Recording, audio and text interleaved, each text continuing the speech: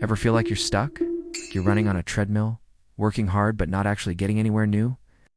What if I told you the problem isn't what you don't know, but what you think you already know? Today we re-diving into a mind-bending concept that could be the single most important hack for your personal and professional growth: the power of unlearning. Think about it. We spend our whole lives learning, accumulating knowledge, skills, and experience. And that's great. But there's a hidden trap. Our brains love efficiency, so they create shortcuts based on what has worked in the past. These shortcuts become our comfort zone. We get good at something, we repeat it, and slowly, without us even noticing, that comfort zone becomes a cage. We start seeing new challenges through old lenses, trying to fit new problems into old solutions. That's when growth stops. History is filled with examples. Think of Kodak. They literally invented the digital camera, but were so stuck in their film-based business model that they could unsee the future they had created. They knew too much about film and couldn't unlearn it. On a personal level, maybe it's the manager who sticks to an old leadership style that no longer works with a new generation of employees, or the artist who finds a successful style and then spends the next 20 years just repeating it. They haven't failed, but they've plateaued, trapped by their own success. This is the hidden danger of knowing too much.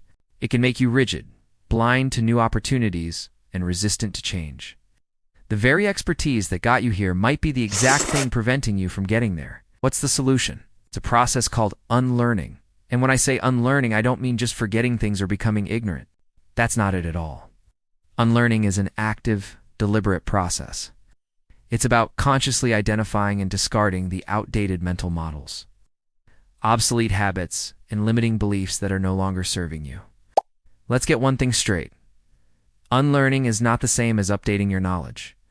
Updating is like adding a new app to your phone. Unlearning is like deleting an old buggy operating system to install a completely new one. Dating is learning that a new social media platform exists. Unlearning is letting go of the belief that your entire marketing strategy must revolve around the old platforms you were comfortable with. It's a fundamental shift. It's about questioning the very foundation of what you believe to be true. It's the difference between learning a new way to swing a golf club and unlearning a bad habit in your swing that you had for 10 years. One is addition. The other is subtraction and replacement. It's harder, but it's where the real transformation happens. To understand why unlearning can be so difficult, we need to look inside our own brains. Every time you think a thought or perform an action, you strengthen a specific neural pathway. The more you repeat it, the deeper that groove becomes. It's like walking the same path in a forest over and over again. Soon, a clear trail is formed, and it becomes the easiest, most natural way to go. Your brain does this to save energy. These well-worn paths are your habits, your automatic responses, your core beliefs. Now, trying to unlearn something is like trying to forge a brand new path through that dense forest while your feet keep wanting to slip back into the old, familiar trail. It takes conscious effort and energy. You are literally fighting against the physical structure of your brain. But here's the good news. Your brain has an amazing ability called neuroplasticity. It can change. It can form new connections, and it can weaken old ones. You just have to be intentional about it. So how do you do this? One powerful technique is metacognition, which is just a fancy word for thinking about your thinking. It's about stepping back and observing your own thought processes like a scientist. You start asking questions. Why do I believe this? Is this assumption still valid? What evidence do I have? Where did this habit come from? By consciously challenging your own ingrained assumptions, you begin to loosen their grip. You interrupt the automatic pattern. This creates a tiny space, a moment of pause, and in that space, you have the power to choose a new thought, a new action, a new path. You start to deliberately walk a different way through the forest, and with enough repetition, that new path will become the new default. All right, this all sounds great in theory, but how do we actually turn unlearning into a practical, repeatable habit? I'm going to give you a simple 3-step framework you can start using today. Step 1 is to identify your sacred cows. These are the beliefs, methods, or assumptions that you hold as untouchable truths.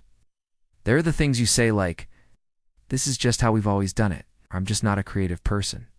These sacred cows are often tied to your identity and past successes, which is why they are so hard to question. Your mission is to find one, just one. What's a core belief about your work, your skills, or your life that might actually be holding you back? Maybe it's the belief that you have to work 80 hours a week to be successful, or that you're too old to learn a new technology. Write it down. Acknowledging it is the first, most crucial step. Step 2 is to practice the beginner's mind. This concept, which comes from Zen Buddhism, is about approaching a familiar task as if you were doing it for the very first time. Let's say you're an experienced project manager. For your next project, pretend you know nothing. Forget your templates, forget your usual process. Ask the stupid questions. Why do we do this step? What if we did it completely differently? What would someone with zero experience do? This isn't about throwing away your expertise. It's about temporarily suspending it to allow for new insights to emerge. By stripping away your preconceptions, you open yourself up to possibilities you would have otherwise completely ignored. Step 3 is the reverse engineering failure approach. Normally, when we make a mistake, our first instinct is to fix it and move on. Instead, I want you to treat your mistakes like a treasure map. But you're not looking for what went wrong to fix it. You're looking for the underlying, unlearned lesson. Analyze a recent failure or a mistake. What was the flawed assumption or outdated mental model that led to that mistake? For example, if a product launch failed because you overestimated demand, the unlearning isn't about next time, I'll do better market research. The unlearning is about dismantling the belief that my intuition about the market is always right. By unlearning the flawed process that led to the failure, you're not just patching a hole. You're rebuilding the entire foundation to be stronger. So, why go through all this trouble? Why challenge our brains and question our deepest beliefs? Because in today's rapidly changing world, your ability to adapt is your greatest asset. Actively unlearning is like decluttering your mind. It frees up immense mental bandwidth. Instead of being bogged down by old, inefficient software, your brain has more space and energy to learn, create, and innovate. This is what leads to rapid growth. It's not about adding more. It's about creating strategic emptiness so the right things can grow. The long-term benefits are profound. Embracing this process cultivates intellectual humility. You become more curious, more open-minded, and less afraid of being wrong. You shift from a knower to a learner. This mindset of continuous self-reinvention is the key to staying relevant and thriving in any field. You're no longer just building a career. You're building the capacity to build any career you want, over and over again. Your call to action today is simple. Don't try to unlearn everything at once. Just start with one thing. Look at the sacred cow you identified earlier. What is one small action you can take this week to challenge that belief? Maybe it's reading a book with a completely opposite viewpoint. Maybe it's trying that beginner's mind exercise on a simple task.